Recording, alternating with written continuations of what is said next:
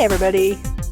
Tonight we are doing A Good Person. You remember when I said all those Oscar movies we were doing? Well, instead we decided to go back to a movie from the spring. That's right, A Good Person is a Zach Braff film starring Florence Pugh and Morgan Freeman. And do you know anything about this going in, Mama Kay? I feel like you give me a... How did we come to this one? You gave me like a small little list here. I did. I gave you a little list because our theaters up here do not have anything. I don't understand. I think they're playing Wonka on every theater that exists. They're just, yeah. We'll get to that, just not yet. Yeah. So I was just looking, and this is something that, caught my eye. Who doesn't love a Morgan Freeman, Florence Pugh, jive? So, yeah, I brought it to the table.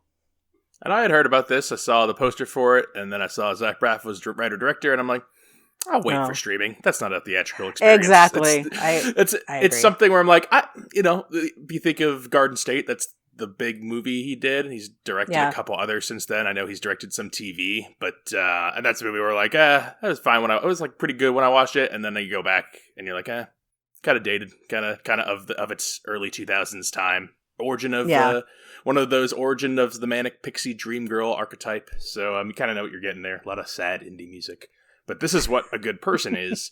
Allison is a young woman with a wonderful fiancé, a blossoming career, and supportive family and friends. However, her world crumbles in the blink of an eye when she survives an unimaginable tragedy. In the following years, she forms an unlikely friendship with her would-be father-in-law that gives her a fighting chance to put her life back together and move forward. 58% on Rotten Tomatoes with the critics, but a 96% with the audience, and a 7.1 on IMDb. So that's a very classic, middling critic, super high audience. That's kind of, these scores remind me of Darren Aronofsky's The Whale from last year, which it's a similar, these are like the melodrama ratings where like it's something very melodramatic and very accessible for, I think, a regular audience member, and then critics, some will buy in and some will not. If we're talking about The Whale, it's too normy for critics. Perhaps, yeah. This is a Zach Braff film. It's nothing more normie to a film goer, perhaps, for who's going to go see an indie movie than a Zach Braff movie. So those are your scores. If you haven't seen it, where did we see this? Prime, I think, is where Prime. It's right now. Yep. Yeah, I think it's also on MGM Plus, which keeps coming up on my thing. What is that even? Another service with a plus, and I'm all booked up. I don't even have Netflix still, which is going to change soon because they've made it impossible. There is too much good stuff on there. So good job, Netflix. You forced my hand. I know. They're going to take my money, and your schemy, horrible tactics are going to work. So we keep bringing things to the table, and you're like, Netflix. They keep buying good movies, and I have to see The Killer. I want to see They Cloned Tyrone, this movie that you and Jess are going to be talking about with Julia Roberts. I want to see that, but they're all locked behind Netflix's doors, and I don't have theaters nearby that are showing those movies. So we'll get to that later. If you haven't seen A Good Person, I already told you where to saw it because we're going to spoil it here now. So Florence Pugh is Allison, an aspiring musician. She's engaged to her high school boyfriend, Nathan, and they are at a family party. That's how we were introduced to them. And very early on in the movie, maybe it's the second or third scene, honestly, Florence Pugh is driving her would-be brother and sister-in-law, and a freak accident happens. She checks her phone for a split second. A big construction vehicle backs out, and in the hospital. We cut to Morgan Freeman, who is the grandfather, I guess, of Florence Pugh's husband's Nathan's family.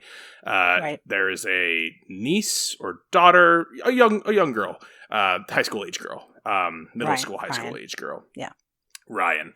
And he's dropping her off. He gets the bad call. You can tell he gets the bad call. Goes to hospital. Florence Pugh is recovering. She's been badly hurt. The other two, however, brother, sister, and the husband, did not survive this crash. So we cut to a year later, and Florence Pugh is having a bad go of it. She is unemployed, addicted to painkillers, living with her mom, Molly Shannon, and is about to start doing embarrassing things to get any high she can. So before she goes too far off the rails, she drags herself to an AA meeting. I don't know which meeting it was, but it's Yeah. It's a help out meeting, anonymous meeting, and who does she run into there? Well, it's Morgan Freeman. It's Daniel. It's the former her would to be father-in-law, estranged, and we're gonna learn about the history of these characters, getting this in past. There's gonna be some healing and some arguments, and we're gonna do that for about 2 hours. It's mainly Allison, Daniel, and the young girl Ryan, and their healing and relationships. So and their adventures. Their adventures. Yeah, there's a couple of mild adventures. A good person. Do you like this movie, Malgay? What'd you think of this? Who's the good person? Because Morgan Freeman says it towards the end. He says, I'm a good person. That's what I was really surprised about, because I think we were supposed to believe the whole time that Florence Pugh's character Allison is the titular good person. Mm-hmm. Yeah, and maybe she is too, and I can see where, he has to scream that he's a good person too. But this is a classic. It's just a day in the life of a regular people, and regular people getting ready to embark on some really exciting things. I mean, the party that they're at, that we see them in the beginning, is their engagement party. And it seems very fun and very festive. And this car accident that happens is something, it happens because it's something that we probably all do frequently, whether it's she picks up the phone to look at a map or to do something with a map, and that's all the time it took for this accident to happen. Something that could have happened to pretty much any one of us at any time. Pretty much anyone, probably most weeks of the year. So, I think we all too frequently do that. So it's a cautionary tale, of course, but, following her character and how their lives have intertwine later on, and things that come out of that. It's enjoyable. I like the character. I like being able to kind of dive into the characters a little bit. It's a long time to be sad. It's 2 hours and 9 minutes. Yeah. Yeah. And I think the 9 minutes is the only, that's the beginning 9 minutes before the car crash, because the rest of the 2 hours is, it's a long time to be sad. And while things could probably, that's the thing, is that I don't find this super melodramatic. The story could have gone much worse. She goes and tries to score some drugs, and I already, in my mind imagined the types of things that she was going to have to do to get these drugs, but it wound up not going in that direction. So I'm like, okay, right. Oh, we dodged a bullet there. There's a lot of times where I feel like, oh, this is getting really dark, and then all of a sudden, no, we dodged a bullet a little bit, which was the only thing that sort of kept me from spiraling. So you didn't want to watch her spiral. You didn't want to watch Florence Pugh fall into a hole, because I thought that's where we were going, and I'm like, whoa, this is not what I was expecting from this movie. I was not expecting Garden State Guy to make the Florence Pugh hard drug movie. That's not what I thought was going to happen. Well, yeah, and although she's addicted to Oxy, which we know is a very addictive prescription painkiller. It doesn't get ugly dark. It's not. It doesn't go down ugly dark roads. It basically sticks with. It stays right at a PG-15 level. You're not gonna like Ryan.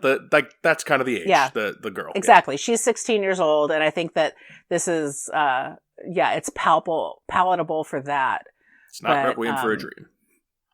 Yeah. If it had gone further, totally different movie. I don't know if that's a cop-out. I don't mind that it does this, just because, like I said, I don't think I could spiral any further than I went, because you would be going down a road and then you'd be pulled back a little bit. I mean, the part to me that was actually the most dramatic, and it maybe played for drama, it doesn't seem super real, is, she and her mom fight because her mom is withholding her drugs from her, and her mom is an alcoholic as well. Molly Shannon does a really great alcoholic, and she does. She's withholding her drugs, and they fight, and that's sort of how she ends up at the AA meeting. And I forgot where I was going with this. God damn it! She winds up at the AA meeting, and she winds up serendipitously at the same one that Morgan Freeman goes to, because he they is say also all the meetings you could have walked into. It was this God tested me. We get into that later, but yeah, right, exactly. And so, I know the conversation that she's having with her mom, where she's going down she's spiraling down, and then she says to her mom, she's like, her mom's withholding the drugs, and then they're fighting, and then they have this moment of coming back together Allison says to her, I'm ready. I'm ready. And the mom is like, I know, me too. And she gives her drugs that she's took from another person that she works with. And she said, and then she's like, no, she's like, no, I need, Allison is like, no, I need to go. I need to be in a real program. I need to, the AA thing's not going to be enough for me. I need to get into, a months-long program. And then she's like, we don't have any insurance. Our insurance, we don't have anything to cover that. We're not going to be able to put you in a program. And I had to sit with that for a minute, because it's like, that is probably the case with a lot of people. They're very moderate, middle class kind of people. They're not, wealthy. They're not super poor. And my thought process is, I thought everybody has to have insurance now. That's why we have the Affordable Care Act. And so people can buy into that situation. I didn't really understand, is he trying to make a political statement by having that in there? I know you need it later on for another part of the movie. I could rag on Zach Braff for inserting things that don't belong, but honestly, politics-wise, I've never seen him be too irritating with that. I don't really get that much of that here. Yeah. Other things bother me in this movie, but not that. It's a sad commentary, honestly, because that's like, if you have people that, there's a startling statistic, like 85% of the people who go through detox wind up, just going right back. It's a really hard thing to do. But then when you realize that there's a bunch of people that don't even get that far. No, it's kind of like once an addict, though. Like you eat, like you're an addict now, and you're kind of like, you're either going to find a way to get into, you're kind of cosplay a regular life, and the longer you do it, the easier it gets, and before it becomes until it becomes routine. Like that's kind of the best you kind of can do as an addict, or you just get eaten. Like those are the only two choices. There's no resetting your brain, No, or you find, I've known people who've found an addiction to other things that are not harmful for you. But it's CrossFit or something. A lot of those guys. CrossFit, or a hobby that's like, taken over their life or whatever. But it's how many of those Peloton people are former junkies, I mean, yeah. I mean, I got to go with all the CrossFitters, but they're also current junkies. But yeah, they're all like, if we weren't doing CrossFit, we would be junkies on the street.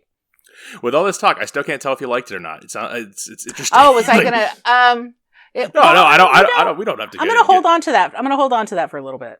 All right, I'll give my thing, because I at one point you said in there, I don't remember the exact terminology you used, but first note I had after the first 15 minutes, so that's the nice little prologue, and then the accident, and then a couple of scenes after that. I wrote Zach Braff playing T-ball ? Because it's set up in the way where like it's so you have to be emotionally on board. Like, you just watched these, they introduce you, they're singing, they're drinking, they're all having a nice time. It's young people, good looking, happy people, and they're a couple, and they're cute, and they're in the bedroom, she's smacking her ass, and they're being cute coupley shit, and then she's going with her future family, and they're so good together, and they're driving to the thing, and I knew what was coming. Like, those people who get nervous whenever a character's driving in a car, and I'm like, I'm usually not that guy, but I was feeling it here because I knew it was coming. And then it happens. It's a mediocrely done kind of shot. Like, it's an okay kind of way it's sold to me visually. I like the Morgan Freeman kind of introduction with him and Ryan when he has to hold on to the information on the phone call. I was like, wow, this is really solid. And then that's strong. Really good. And then for like 5, 10, 15 minutes after we're flash for a year forward, I'm like, I don't know. I was like, I don't know. This is kind of like, I don't know. She's taking the pills, and she's going to the store, and she's being mean because she's an addict, and so she's got and I'm like, it's a little too. You fed us this really simple thing, and now it's already got, like, we're on people's sides already. We're already hurting here. And now we got to do this for 2 more hours. Right. And there's pacing. It's the pacing issues. It's because after she goes to the meeting, she cleans up like pretty quickly. I like the scene in the bar with those 2 That's a guys. long scene, though. That is it's too really long. Yeah, pacing. I'll get. Pacing becomes a huge problem later on. But in the first 10, 15 minutes, I'm like, oh, this is good, but like safe. And then Morgan Freeman's character, I actually think is kind of a linchpin here. Like Florence Pugh, undefeated, great actress, elevates all material. Perfect example. Right. Don't worry, darling. Yes, from last year. Yes, tongue-tied there. But Morgan Freeman here, his actual written character and his performance too, is what makes anything interesting, because when we cut to a year later, the most intrigue for me at first is figuring out, where is everybody now? Where's the daughter? Where's the ex-boyfriend? Like, are they even still together? Morgan Freeman's got all these cryptic things he keeps saying. What's in his past? So I have intrigue. I'm interested in things. And the payoffs are moderately interesting. I'm like, oh, I wrote down, is Morgan Freeman the bad guy? Like, was he a bad dad? And he's the one who's for... You think, like, the way they shoot the hospital scene with Nathan, at first I'm like, oh, Nathan's going to leave her because he can't get over this. But no, Nathan's one of the most well-adjusted of all of them. He's actually, like, he's had a lot of bad shit happen to him. He kind of keeps his head up, and because of that, he's not really in the story, because he's kind of an adjusted person. We have to follow the broken people. And so when we're following Allison and Daniel primarily, and then Ryan too, and like, Ryan, I'm like, oh, I like the discoveries. I like learning about Daniel's past and how he was not a great dad. And I like following Ryan and seeing how she deals with things, and seeing that she is a pretty mature child for her age, and she's like adaptable. She's not just like blank stupid kid who doesn't make sense. She kind of makes sense as a character. Allison's character is a little less consistent than I'd like, just because like her behavior, addict behavior, marrying up to how quickly she kind of turns things around. Not how I typically picture addicts being able to do. Like she's kind of able to bootstrap herself pretty good. Enjoying it all for the first hour 15. Now we're at hour 20, and now we're at hour 30, and I'm like, we're kind of jogging we're in place here. We're not really going anywhere here, and I'm not really learning new. I'm out of new information. The mysteries are kind of done, and we're still going. What are we doing? What are we doing? And so I think I checked my first watch, like official watch check, at like an hour 7 minutes. And then I watched for what I thought was a half hour, and I looked at the watch again, and it was an hour 19 minutes. I'm like, oh no. Good. Oh no, we found the problem. So my overall take, good stuff in here. Horrible pacing. The pacing is so wrong. Like, this should not be not only should this not be a 2 hour and 7 minute movie, it should be like an hour 34 movie. Like, it needs a huge, it needs a head cut, not even a haircut. And it's there's stuff that needs to be kind of mushed around. It's got a lot of work to do, I guess is what I'm saying. But there are scenes in here that shine, and it's not, I don't know. I'm kind of mixed on it right now, but I want to hear which way you're going to talk me. Yeah, the pacing was a problem, because there are times when, all the discovery is coming at a good enough pace to keep you interested, and then all of a sudden we go kind of stagnant. It's the hour 10 mark, I'm telling you. Like, something happens, and it's just like, ooh. Yeah, and it's the time. I think I can pinpoint it to the time when she finds out that her fiance has sort of moved on with his life, and she's making inroads. That was the scene. I think I checked when they were in the shop. When they were in the coffee shop. Yeah, and that actually was. I mean, it's a little unbelievable. Kids are resilient, but it's a little unbelievable that, she is wanting to sort of have a relationship with Allison. I mean, Allison is a very compelling character. She seems really self-aware for somebody who's in the throes of addiction. Yeah. I kind of feel like they're treating addiction as almost not quite as terrible as it actually is. That's what I was curious. Wanted to watch that movie. Yeah. I didn't want to watch that movie. But that's part of it. And we see her go up and down. It's not a straight path for her. and it's not we learn a lot about Morgan Freeman's character. I love Morgan Freeman or his character Daniel has this immense train set up in his basement. And I love that. It's a little trite how maybe that's where it starts. Some of that's a little draggy, but I actually, thinking back about it, those were some of the charming moments for me because it is charming. I like the train sets. Yeah, he's made this whole setup, and it basically is reflective of his life, and it's a town he grew up in, but there are modifications about, and this is where you sort of started learning a little bit more about him, where, you know, she is looking at things, she's like, who is this? And he's like, that was me, and that was my first, you know, kiss behind the school, and then that's me, and that's my dad greeting me when I came home from Vietnam, and then we find out that really didn't happen. So all of these things are just sort of how he wants his life to be. And he's even said that. And he, you know, starts the realization, or not the realization, but that he, you know, he even says that he was a bad father and, an alcoholic at the time, which he's still an alcoholic, because you never are not an alcoholic.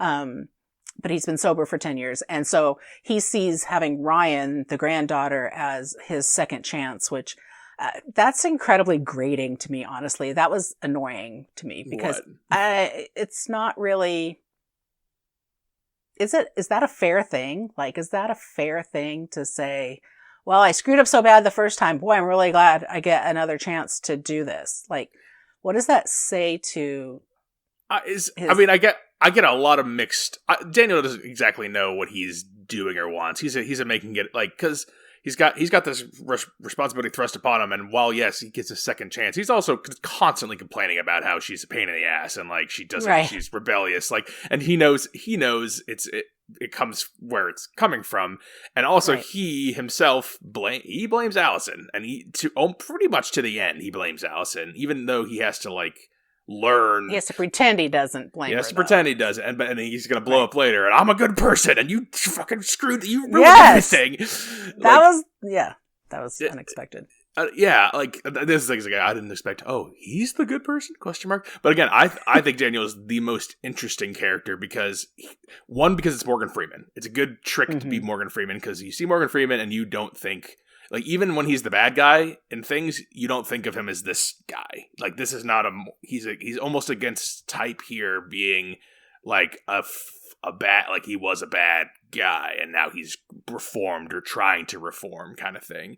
And so I liked learning about, like, because I expected Florence Pugh, I expected basic, I expected simple, I expected Florence Pugh to go down the rabbit hole and get further and further addiction, and then Morgan Freeman, the father-in-law, would have been, and like, I'm going to help you out and step in and be the good guy. But it's not that at all. No, he's not the savior. He's the most reluctant savior. Like, to him, it's really a test. He does not want to do this. It is just like Ryan is thrust upon him, and he's like, I gotta, like, now really don't want to do this, but he does it, and like, I can feel that through his performance the whole time, that you get that from the first scene in the car with Ryan, where he has to hold it together on the phone for the good of everyone, but you know, he has his own feelings about this, and they're not good ones, but he has to be the responsible adult that he wasn't before, and he's has to, like, kind of atone for that. So I'm starting to talk myself into liking it a little more because of how much I like Daniel's character. The pacing issues are still very bad, though. And because he's working the program, which, you know, 10 years sober, he's working this program, and it's the key to the program is you give it to God. And so, you know, the fact that he's in a church when he sees her again for the first time, and he's, you know, God is testing me. I mean, they're really using that thread, of, you know, that kind of spirituality and the way that the program works to really, like, test the mettle of his character. And him recognizing it is like, the surrender is crazy. I think it's really impressive. He's an impressive actor, and there's not a lot. I mean, he'll do silly things, like, you know, whenever, I can't think of the movie, but he's president of the United States. Leaving Las Vegas or whatever. Last Vegas. You know, that's fine. The book club for dudes, but yeah, there you go. It's just, you know, when the fact that he has this character, and I feel like he built even though, he had the workings and the writings, he really built this character. I should say, when I said bad, I meant the movie Red and not his character Red from Shawshank. I just realized that. I was like, oh, when he's bad, like in Red, I'm like, oh, people might think I'm saying, oh, like when he was bad in Shawshank, one of the top 100 films I've ever made. I'm like, no, nope, that's not what I meant. I did not mean that. I meant like the cheesy Bruce Willis movie. Yeah, I enjoy him in Red though, but there are movies when sure, but it's not a dramatic. Like when Bruce Almighty too, where he's God, but he's playing a caricature of Morgan Freeman, kind of, because I am God. Right. He's everything's tongue in cheek when he does that kind of stuff. But this I feel like he's really, I mean, he's getting older, and I just feel like he's sort of sunk his teeth into this. And I think having somebody like him and Florence Pugh in the same movie, where she's, on the other end of her career, but still just as, giving just as powerful a performance. Yeah. I don't feel like she had as much to work with it. Really, he is the good person. You know what I mean? I'm talking myself into it right now. He is the good person. He's a good person. I mean, it's a little trick they pull that you think it's going to be Florence, but like Florence Pugh's character is like, she's the most, and I want to go back to the like addiction, like almost addiction light, because like other people, addiction affects people differently, but like I could see people who have struggled with that and been like, I was rock bottom for so long, and like her rock bottom relatively is not very long or like cosmetically low. Like when you are internally struggling with that, and the scene where she looks herself in the mirror and it's the green lighting and Molly Shannon's rambling outside and she's like, I fucking hate you, I want to she almost ODs right there. I'm like, that is it. Like that's what I believe that. Like that's what I buy. And her ability to almost like bootstrap herself so much, to me as an outsider looking in, I can see that being disingenuous to someone who's been there and been like, you can't just, if your mom hands you a thing of pills, you can't not take those. That's not possible. Like literally not possible. If you're it would be a puppet on a string level of impossibility. But in this, it's treated as like, oh, she's, I don't know. Like, and maybe her addiction is not, I mean, we call her an addict. She is an addict. She is, addicted. But I feel like the year-long time that she was taking this medication, her doctors were, refusing to overprescribe her. And I think that is that's a bit of a telling point. It sounds like she had a few different doctors because she had some different issues going on after the crash. And at some point, all of those doctors did what they were supposed to do and stopped prescribing medication for her. There are times when that doesn't happen. And I think that, and people go doctor shopping and all of that kind of stuff. And then that's when it really, takes hold of your life and doesn't. That's when she gets desperate. She calls the friend, and then the waiter takes pity and gives her tequila in her coffee, and then that's when she's, by the end of that scene, she's freebasing and puking in the stairs. I think it makes it a little better that we cut to 1 year later, we see she's at the end of her rope, and then we see her do the desperate thing, the beginnings of a desperate thing. She leaves the house, she doesn't tell her mom where she's going, she just starts kind of stumbling around town looking for drugs. Like that's like it's like her to me, it's like, oh, this is her first time doing that. This is like, she's truly run out of all of the comfy options from her home. Now she has to be the mumbling, insane, scratching your arms person going down the street. And she does that basically one time, and she's like, I can't do that again, or I will be done. So I need to do something right now. Like I have to stop right now, or I am done. And so she goes to the meeting, and then Morgan Freeman beckons her in, and all that stuff. Like working for me, a little pacing issues, but not till later on when it really starts hammering. Because at this point, I'm still in the intrigue phase of, I don't know what happened to the boyfriend. I don't know like what Morgan Freeman's deal is or how the daughter's interacting. So I'm still on the edge, and it's And like, I just want to compliment, the script is good. Like, I like the writing in this a lot. I think it's the direction. I think you need a different person in charge. Like, maybe Zach Braff could have just written this and sold it to somebody. It's the direction of the whole thing. I think the writing is solid. I like the scenes as I'm hearing the dialogue. There's even there's some light humor in here, not a ton, but there's a couple. I had a couple of laugh moments. The old lady yelling, they call him the fuck boy. That's what they call him these days. Get out of here, fuck boy. That's what you are. Like spraying the hose. And we've seen her before. As that character. As that character. Yeah. And as the old lady, but in a totally ironic comedic turn, Yeah. And there's a couple of those. The standing on the wrong side, and she points up at the sign. Like, that's a good visual gag. There's not a lot. There's a couple of moments like that. Not a lot of levity, but a couple of moments where I'm like, I'm kind of glad I had a punctuation here or there. Yeah, I don't know. I mean, I don't want to give him a pass for the direction of this. I really think another director could have changed it, but it could have also gone much more poorly than it did. Mm-hmm. There could have been a plus if somebody came in and really, dug into it. But I also think that it's pretty middle of the road, for that. I feel like everybody just says we have to have a 2-hour plus movie. Is it just because I'm worried it's a in love with your material kind of thing where you're just like, I can't cut this scene. Look how good Florence Pugh and Morgan Freeman are acting now. Like, I can't possibly cut them. But no, you have to have the maturity and the discipline to be like, you can't keep everything. You have to make the hard choices. And otherwise you'll get long, good scenes of good acting, but the whole movie won't work together. Or it'll hamstring it. It'll make it weaker than the sum of its parts. Because, like I said, I think you can make pure editing and a couple directorial changes and a pure editing cuts to this and salvage it and make it better. Bump it up from a 58 to a 73. This isn't going to knock your socks off, but this could be tightened with existing material. No. But, the fun part of it is just watching people who do their job really well and watching both of the ancillary acting. Fine. Molly Shannon is, a bit over the top with what she does in general. So that was fine. Yeah. I wish she would play it a little more like, cause she played worried mom, troubled mom in a Promising Young Woman a couple years ago.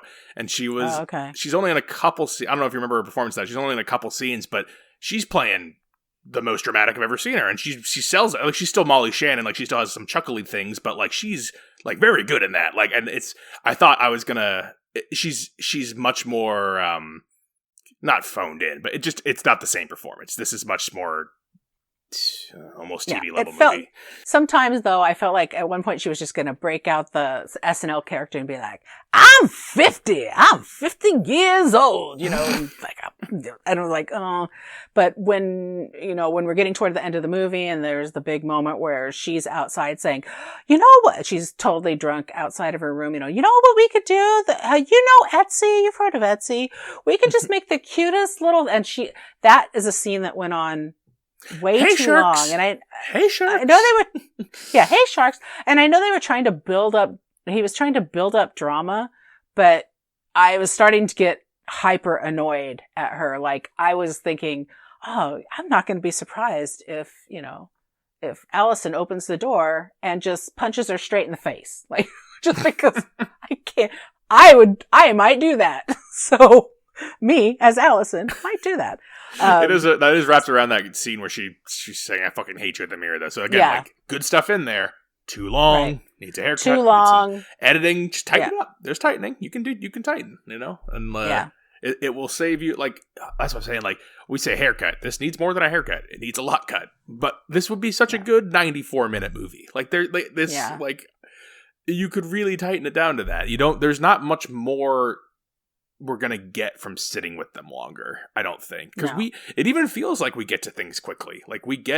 She recovers quick, or in quotations, recovers and goes to the meeting quickly, and even her friendship with Ryan is so quick. Ryan is yelling at her and hates her immediately when they see her, and within 10-15 minutes we're doing the other scene, and that's probably we're doing the coffee shop scene, and that's probably why I was like, yeah, why did this felt like so much time has just passed, but it didn't, and that's pacing bad. And then now we still have 40 minutes where they're kind of buddies now, and they have to. There's the party scene later on, the guy with the face tattoo, getting on the I don't know what this is. Is this just to set up so that we could have the "I am a good person" scene? Because if that's what we're doing, we can do that differently.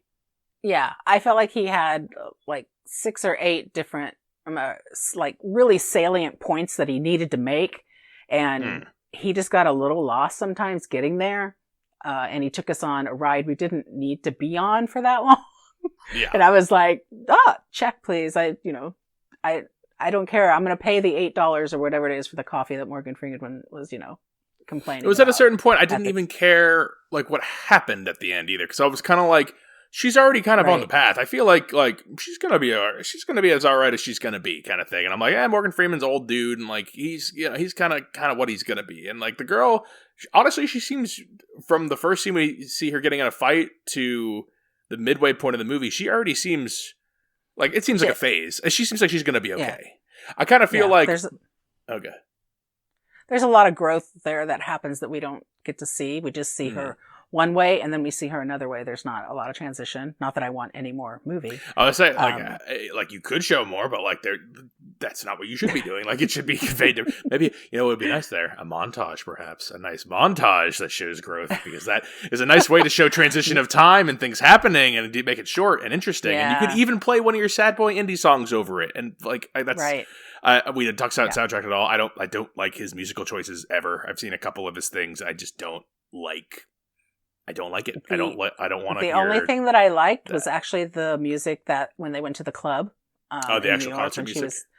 The one song, whatever the song was that was playing. But is that the kind of? I mean, people are just standing there listening. It seems very weird to me. Like, she was like, "Let's go to the club," and I'm imagining, dance party, nothing, and it's like, but I like the song. Well, it's a different kind of club. She's not the point was.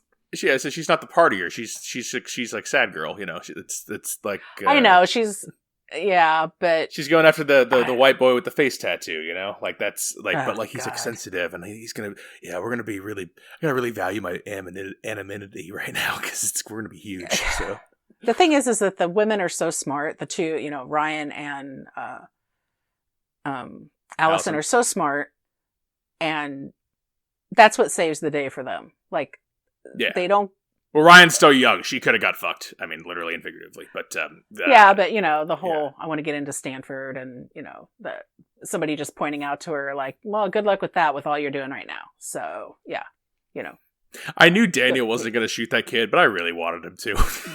I was like, I know. I was kind of on Daniel's side. I'm like, fuck that guy, get him out of here. And you're right, you are old, and like you're going to be done soon, and you kind of did things wrong in your life. So just and then when the son picked up the gun, I was like, oh my god, is he going to shoot the kid? That would be like, no, not the character that has everything to live for. Like, not the only character whose life's not working out. Like.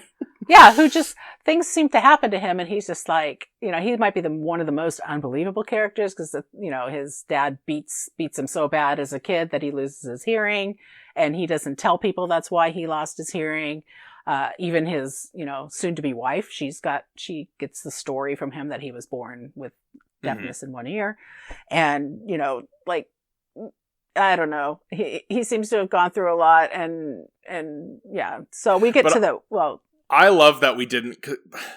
I kind of like that we remove him out of here. One, because we don't have time, and two, because I like the twist that it is Morgan Freeman's character who is telling the rest of the family this is Allison's fault. Like, no one else really blames Allison quite like he does in their family, right. And the only reason Ryan does is because Daniel told her that, and like even Nathan doesn't blame her nearly the way Daniel does. So, and then Allison obviously blames herself the worst, and that so it doesn't, like, everyone else's adds to that, but like she blames herself, but she doesn't hit rock bottom until she actually admits that she caused the accident. This is what I've been saying every day. It doesn't matter. The fault is not what matters. What matters is whose responsibility. And she was driving. She survived. Right. Doesn't matter. She's responsible. It sucks. It sucks so bad, but like, the cavalry isn't coming, like no one's going to come and be like, oh, we made a clerical error. This isn't your life. I'm so sorry. Like, no, this is it. Like there's no one else who's going to be responsible for it. So she has to swallow it up. And I like, despite the way we got there, I do like the conclusion, and like it's a little schmaltzy, but it doesn't feel like incorrect. It doesn't feel like not like realistic for what we've been given. Right. It gets there at the very end though, because we're getting, I don't know how much, another year passes, I guess, and we find out that Daniel has passed away. And so the last big scene we get is all of them at Daniel's wake or whatever at their at the house. And so that's when everybody's does their last few moments together in the movie. And I mean, I'm crying through this whole thing because really, oh my gosh, yeah, I didn't get tears for me, and I'm usually the crier, so you are the crier. Yeah, I mean, part of me was I started feeling a little bit of emotional when she was graduating from her program. Mm-hmm. And I was like, okay, this is good. I think things are going well. And then all of a sudden the time skip and now Daniel's dead.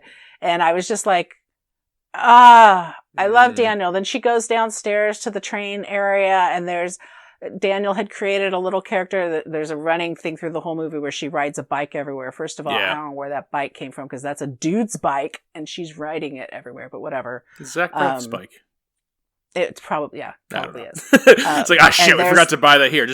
I rode to set with this anyway. I live 20 minutes from the studio. So anyway, so that's, she's now become a character in his little, train diorama life of his life. So, I was crying through that, and I wasn't necessarily crying about that other stuff. It was just more like it was a warm cry, Yeah, I also was crying because it was finally done. It was just, I was like, I was the point where I can't take anymore. So this needs to, and it's ending on a nice note because, we find out that her ex-fiance who was dating somebody else, broke up with his girlfriend 4 months ago. That's kind of set in the background. So I love that. I'm like, yes, that's how you drop information. That's how you do exposition in your movies. You don't, you hear in the background him talking to somebody else, like, well, because and it cuts right mid-sentence. I'm like, there you go.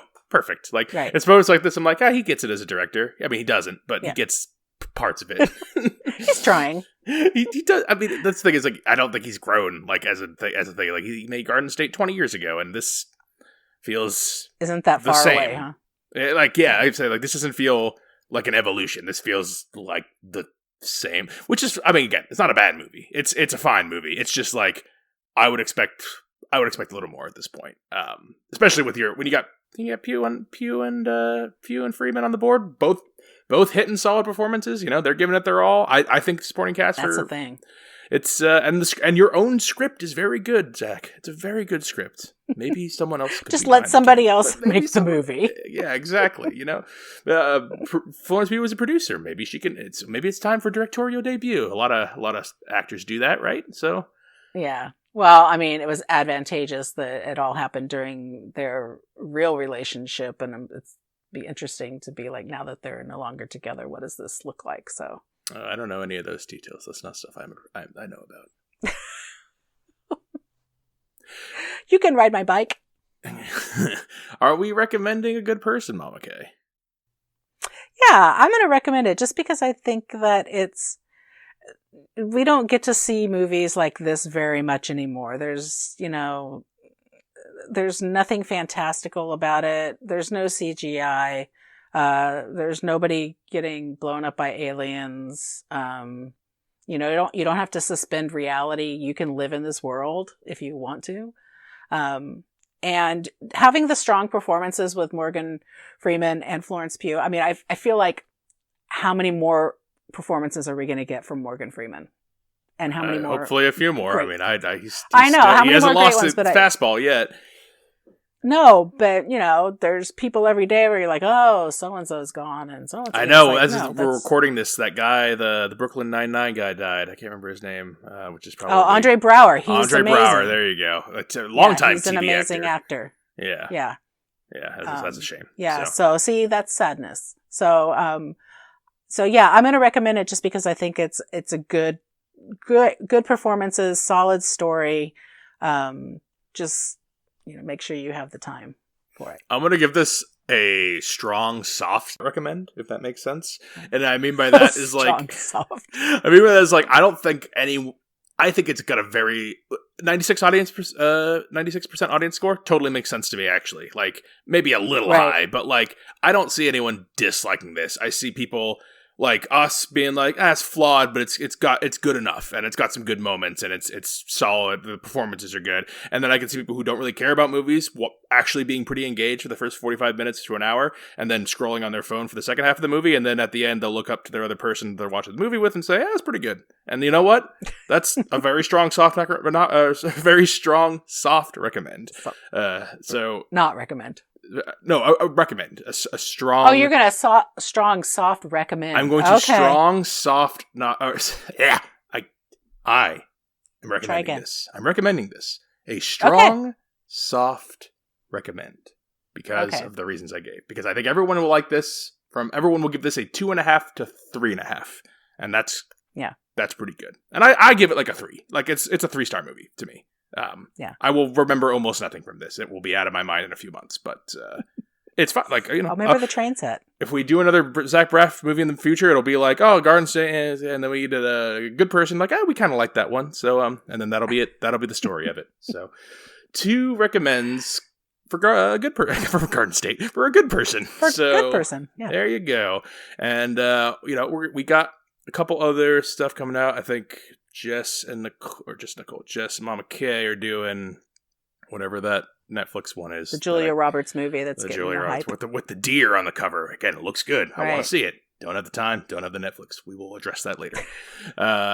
Then Nicole and I will be covering a documentary thing that we watched because we're going to talk about it. There's something to talk about. She wanted to talk about it, so we'll bring that up. And then the end of year shows are coming up in January, so look out for the draft and top 5 shows at the middle to end of January. So if you have things to recommend to us, we're going to be kind of bankrolling some episodes here, catching up with a lot of the big stuff in January, February kind of times. Films with the Women in My Life on Facebook. Reach out to me on Instagram. I'm Brennan_podhost. And you can email the show, filmswiththewomen@gmail.com. Also on YouTube, just look us up, Films with the Women in My Life, and click all the buttons so that you get more stuff from us. Thank you for being on for a good person, Mama Kay. I'm a good person. Yeah. You're supposed to yell at them. I'm a good person, goddammit. I'm a good person! I'm a good person! And I've lost everything, and it's all your fault, because I'm a good person. Until next time, this is Brennan signing off. Saying thanks for listening, and enjoy your movies. Thanks for listening to Films with the Women in My Life. If you enjoyed being a listener in our life, please rate and subscribe on Apple Podcasts or on your favorite podcast app.